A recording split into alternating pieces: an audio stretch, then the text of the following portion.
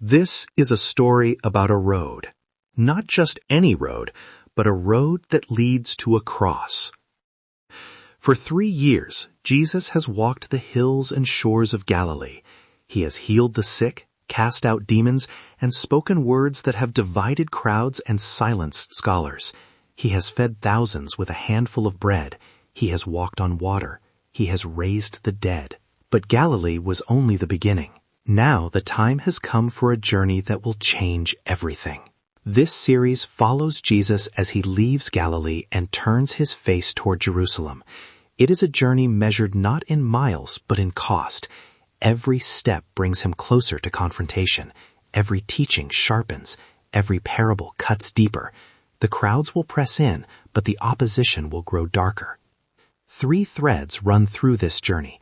The escalating conflict with religious authorities who see Jesus as a threat to their power, the deepening revelation of who Jesus truly is, and the costly question of what it means to follow him.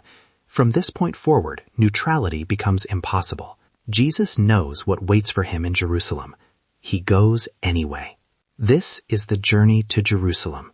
The dust of Galilee still clings to their sandals when the decision is made. The time has come. Luke tells us that when the days drew near for him to be taken up, Jesus set his face to go to Jerusalem. The phrase carries weight. This is not a casual departure. This is not a change in itinerary. The Greek word used suggests a hardening, a resolve, as if a man steels himself before walking into a storm he knows he will not avoid. The disciples sense something has shifted. The conversations are quieter now. The laughter around the evening fires comes less easily. Something is moving beneath the surface of every word Jesus speaks. They do not understand. Not yet. But they follow. The road to Jerusalem does not run straight. It winds through Samaria, a land most Jews avoid. The hostility between Jews and Samaritans stretches back centuries. The wounds are old and deep. Most travelers take the longer route around, adding days to the journey rather than risk confrontation. Jesus chooses the direct path. He sends messengers ahead to prepare a Samaritan village for his arrival. It is a gesture of good faith, an offer of peace. The disciples wait for word. When the messengers return, their faces tell the story before their words do. The village has refused him, not because of who he is, not because of what he has done, but because his face is set toward Jerusalem. To the Samaritans, Jerusalem is the enemy. Anyone walking toward it is unwelcome. The rejection lands hard. This is the journey to Jerusalem. James and John step forward. These are the sons of thunder, men with fire in their bones and storms in their voices. They have seen Jesus command the wind and waves. They have watched him speak and demons flee. Surely he can call fire from heaven and consume this village as Elijah once did. Lord, they say, do you want us to call down fire from heaven to destroy them? The words hang in the air. For a moment, the Samaritan village holds its breath. The disciples wait. The sky is silent. Jesus turns. His rebuke is swift and sharp. He does not call fire. He does not pronounce judgment. He does not even explain. He simply corrects them and moves on. The Son of Man did not come to destroy lives, but to save them. This is the first lesson of the journey. The road to Jerusalem will be marked by rejection. Villages will close their doors. Leaders will plot in shadows. Friends will falter. Crowds will turn. And through it all, Jesus will not strike back. He will not retaliate. He will not use his power to crush those who oppose him. He came to save, not to destroy.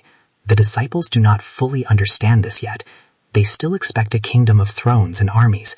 They still imagine a Messiah who will overthrow Rome and restore Israel to glory. They do not see what Jesus sees. He sees the cross. The journey continues. They leave the village behind and walk on. The road stretches before them, winding through hills and valleys, past farms and vineyards, through towns where some will listen and others will turn away. Each step brings Jerusalem closer. The city sits on a hill, visible for miles in every direction. Pilgrims speak of it with reverence.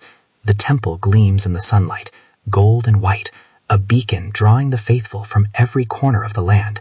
But Jesus does not speak of the temple with the same reverence the pilgrims do. He speaks of it with sorrow. He knows what will happen there. He knows the stones will fall. He knows the courts will echo with accusations. He knows the crowds who will soon cry Hosanna will also cry crucify him, and still he walks. This is the tension that will run through every episode of this series. Jesus walks willingly toward his own death. He is not dragged, he is not tricked, he is not caught off guard. From this moment forward, every step is deliberate. Every teaching is sharpened by the shadow of the cross. Every miracle is performed under the growing scrutiny of those who want him dead. The cost of following him will become clear. Disciples will be tested. Crowds will be divided. Religious leaders will harden. And through it all, Jesus will continue teaching, healing, and moving toward the destiny he alone fully understands. The road is long. The road is costly. But the road leads somewhere. It leads to a garden where he will sweat drops of blood. It leads to a courtroom where justice will be abandoned. It leads to a hill outside the city walls where the Son of God will hang between two thieves.